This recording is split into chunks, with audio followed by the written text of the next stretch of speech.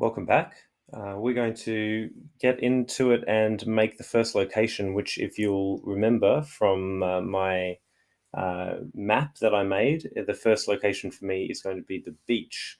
Now, we've already put some text about the beach in the intro. The reason I put it in the intro is I don't want this stuff replaying every single time I come back to the beach. Okay, so again, let's make our second place here. And again, we're going to do it as a function. Please do it as a function. Just trust me with this. Um, you know, if you make more text-based games in the future, there are more complicated ways of doing it, which are better, but this is a simple way to start. So I'm going to define the beach. I'm just going to call it beach, call it whatever you like. Define the beach. What do I want to happen on the beach? Well, um, again, probably I'm thinking this is every time I come back to the beach, every time the beach starts. Um, I do want to print a few things, so I might just say describe it. I think every time I have a location, I want to describe it because it gives clues as to what the user might input. So I'll say the ocean sparkles beneath the deep blue sky.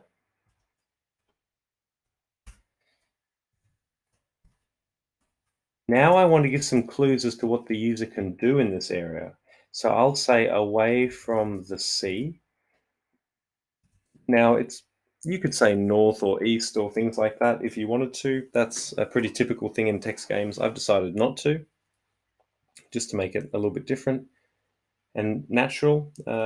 So away from the sea, a path through the rough scrub leads into a forest. Um, I'll add a little bit more. I'll in the same sentence I'll put about the house. I'll further to the right, um, an old house sits on a wind-swept hill. Okay.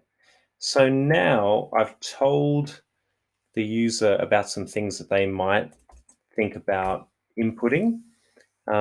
So the input would be maybe something like walk towards the house, they might say.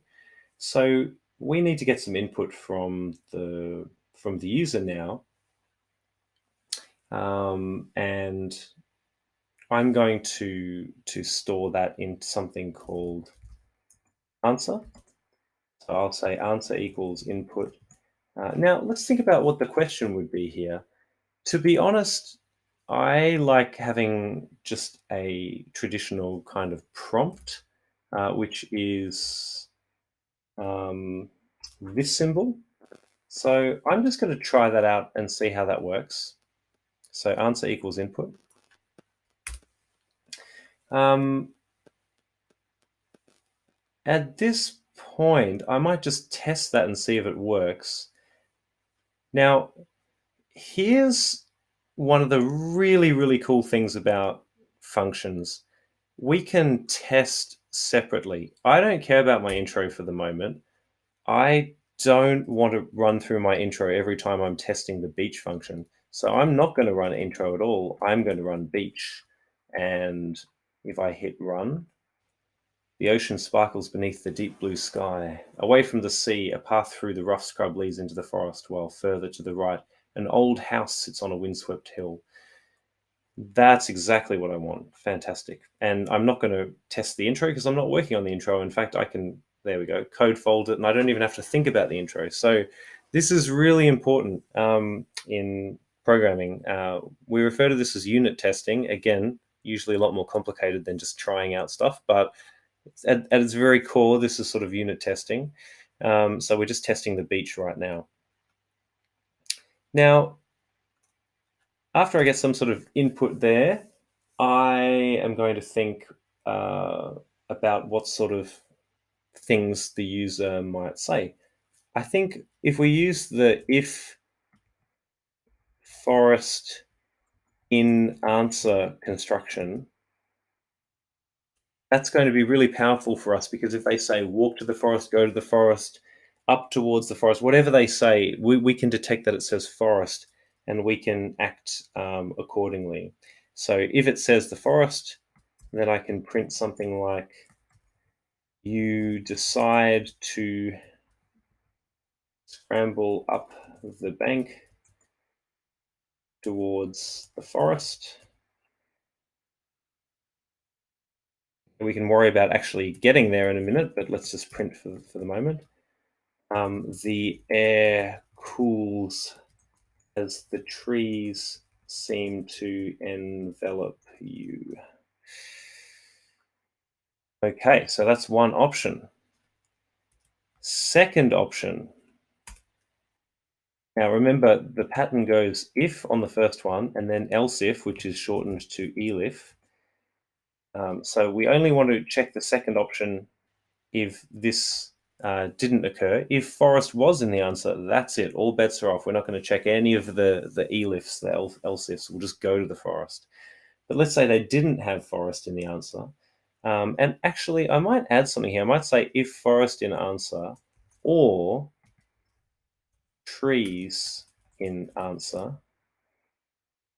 You have to say if forest in answer or trees in answer. You can't just say if forest or trees in answer. Then we'll do that. Else if, elif, house in answer, or maybe if hill because it's on a hill, or hill in answer. For the moment, again, we'll just print some stuff. We won't worry about actually how to get there. We'll just say something like that. So we'll say, and all the time here, I'm using my custom print function that I've made here. So we'll say you start out. Oops.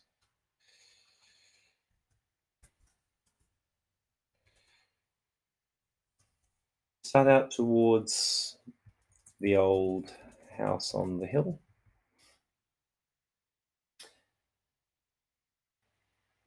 And we'll add something else.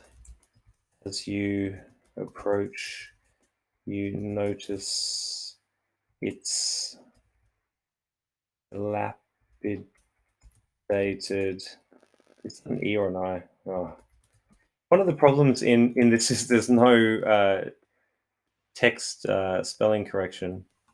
I think I spelled that wrong, but always take all of your code at the end and paste it into a doc and see if anything comes up as wrong. Apart from def and all those sorts of things, DEF.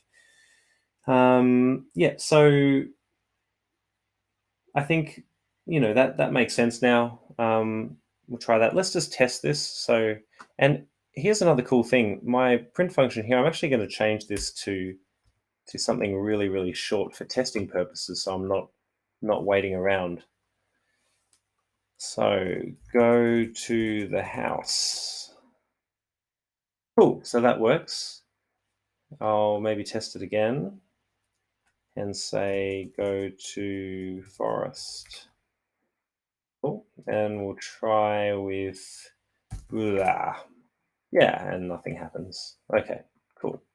So it's always really important to just continually test, make sure it is working before you keep going, because otherwise you end up with lots of weird bugs that all interact with each other in weird ways, and that's not good.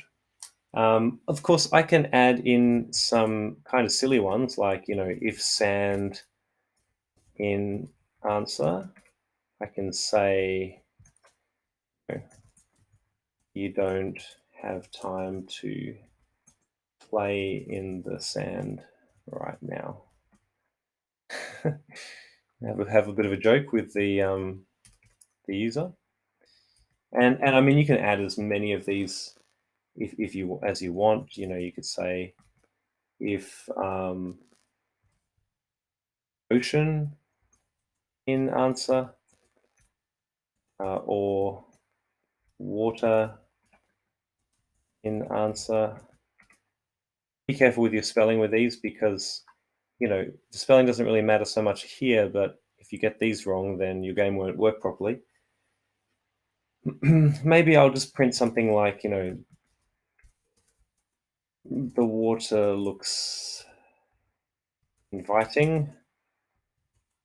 Or yet, how about yet? Yet dangerous. You decide not to move in that direction. Okay, cool.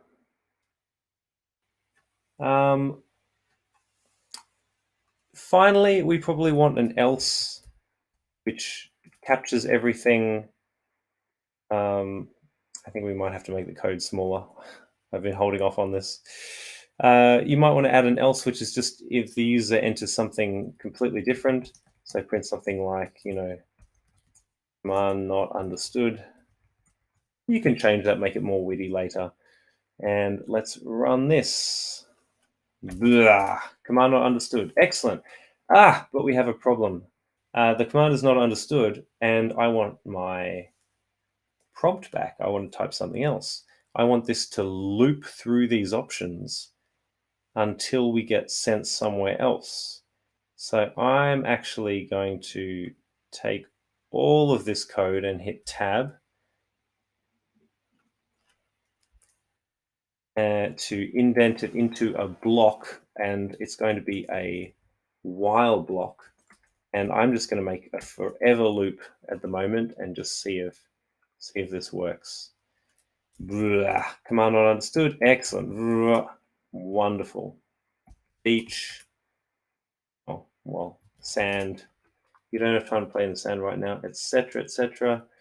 House. You start out towards the house. Now, I haven't actually gone to the house, but this is working. This is working really, really well. So I think, the only thing now is to try and get this linked to the intro. So if I run the intro at the start of the game, and then I go up to the intro code here, all I'm going to do is, once I get to the end of all of this text, I'm simply then going to call the beach function, and I should be sent then to this beach function, and it should start. Let's try that. So it's running the intro text. Now it's sent to the beach. Now it's working. Fantastic. All right, great start. I'll see you next video.